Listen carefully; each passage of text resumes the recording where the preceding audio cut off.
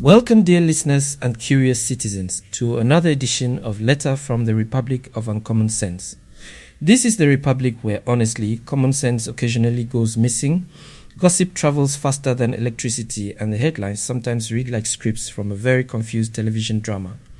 Here, we don't just report events, We hold up a mirror to them, we laugh a little, reflect a little, and occasionally ask those uncomfortable questions society prefers to whisper about behind closed doors. And today's letter from the Republic arrives with a rather intriguing headline. It concerns a new social phenomenon quietly trending across our communities, a curious reality show, or so it seems, called Pregnant and Dating. Pregnant and dating. My ears hear the words, but my mind struggles to stitch them together. In my day, a woman was either pregnant or dating. The two were not, a package deal. It sounds like something straight out of one of those American reality shows that my grandchildren watch, the ones where everyone is shouting and no one is wearing enough clothes. Exactly, Auntie Amma. You've hit the nail on the head. Because in this republic, it feels like DNA has become the new village elder, paternity sometimes resembles a lotto draw, and belly bumps occasionally arrive before wedding bands. It's wild, Aunties have retired. The lab now confirms fatherhood. This isn't just a love triangle. Honestly, it's a maternity ward mystery with bonus episodes and no season finale in sight. So settle in, because today's letter asks a simple but uncomfortable question. When fatherhood becomes a DNA lottery, who really pays the price? The price. That is always the question, isn't it? And it is never just the individual who pays.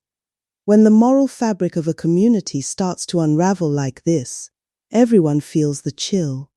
I remember a time when, if a girl found herself in trouble, the whole village rallied. Not always with open arms, mind you, sometimes with stern faces and long lectures under the mango tree, but there was a process. There was an expectation of accountability, of responsibility. Now, it's just a game of chance, as you say. A game of chance, absolutely. And it's become, in our Republic of Uncommon Sense, a pot quietly simmering with moral confusion that has finally boiled over. Behold the latest plot twist, Pregnant and Dating. The new unscripted soap opera no one claims to watch but everyone gossips about. It's fascinating, Auntie, how the belly size doesn't seem to slow the heart or the search for fresh romance. Love letters go out while lullabies are still under construction. While an unborn child dreams of their first cry, Mama dreams of a new boyfriend to buy the diapers. Oh, Jimmy, you make it sound like a carnival. But it is not. It is a sorrow, a deep sorrow. This idea that a child is just a prop in one's personal drama, it makes my heart ache. My mother used to say, a child is not a plaything, they are a trust from God. And here we are, treating paternity like a game of musical chairs, with a baby as the prize for whoever is left standing when the music stops. It is a reflection of how far we have strayed from the values we once held so dear. The moral lines are not just blurred. They are, as you rightly put it, trodden underfoot by youthful hormones and, dare I say, aging hypocrisy. Aging hypocrisy, yes, that's a powerful phrase, Auntie. Because once upon a time, a pregnant girl knew her midwife better than her man. Today, the midwife might need a queue system, honestly, with so many fathers waiting for DNA tickets like lotto numbers. And DNA? Once an elite tool for foreign crime shows, now it sits here, our new village elder. Aunties who used to sniff out paternity with folded arms and pursed lips have retired. Science does the job now, printing truth in black and white.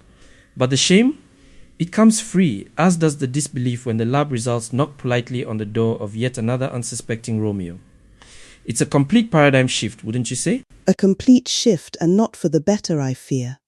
While science can tell you who the biological father is, it cannot tell you who will be a father. It cannot tell you about responsibility, about commitment, about love. My generation, we relied on community, on intuition, on the subtle clues. Now it's all so clinical, so cold.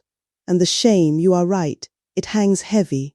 Not just for the young woman, but for her family, and for the men who are publicly stripped of their fatherhood crown, sometimes falsely, sometimes rightly. It creates a vacuum of trust. Who can believe anyone when a simple blood test is the final arbiter of truth? Exactly. And it's this vacuum that really bothers me. You would think this republic would pause and reflect, but no, the plot thickens faster than Ghanaian stew on a coal pot. Girls barely out of childhood carry children inside their own bellies, but no ring on any finger. No box to carry to any husband's house, just a belly full of questions and a household full of rumors. And when the first candidate for fatherhood is dismissed by DNA's cold verdict, the search party resumes. New names, new tears, same excuses.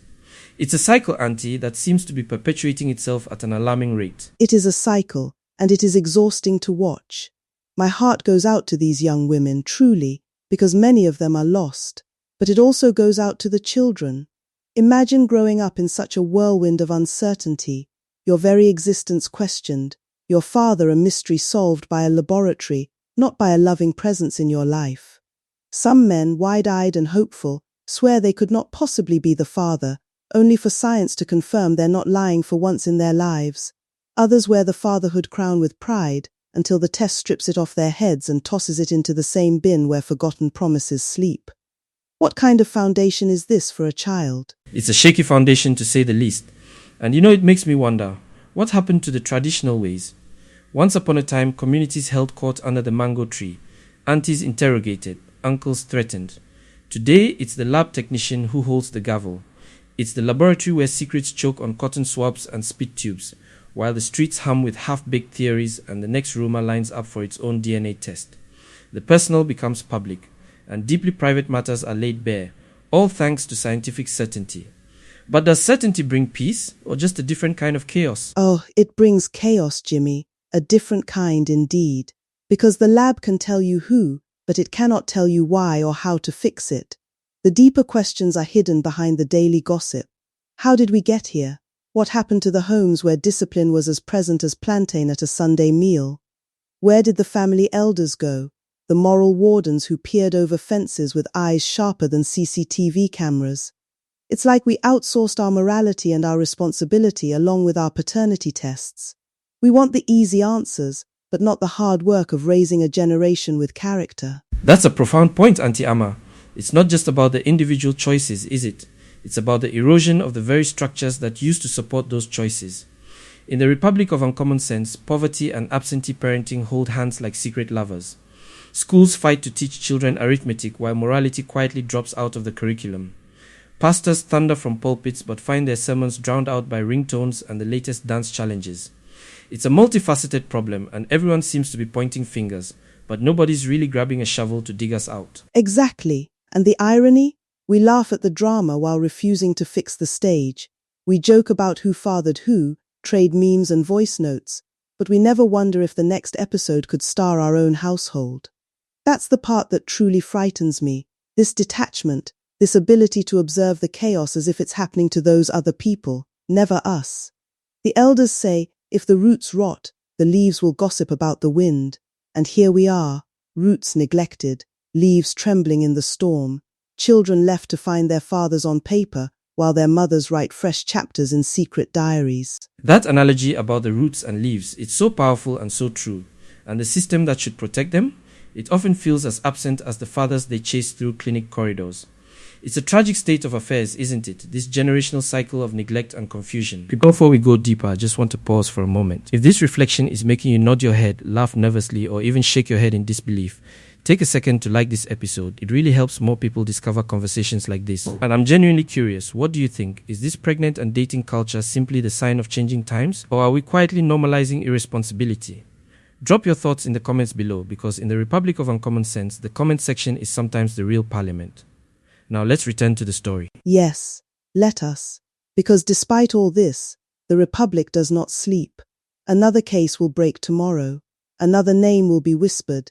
Another child will be born into a confusion we pretend not to own. It's a relentless march forward into what? More of the same? We must ask ourselves, are we truly content with this path? Is this the legacy we want to leave for our children and grandchildren? A world where the most fundamental relationships are defined by a swab test and a hurried conversation at a clinic. That's the core of it, isn't it, Auntie Amma? What kind of society are we building? Perhaps someday we will sit under the mango tree again, not to gossip but to guard, to truly guard our young people. Perhaps we will teach our daughters that belly first, ring later is a recipe for tears. Perhaps we will remind our sons that fatherhood is not a gamble played with DNA slips and cold excuses.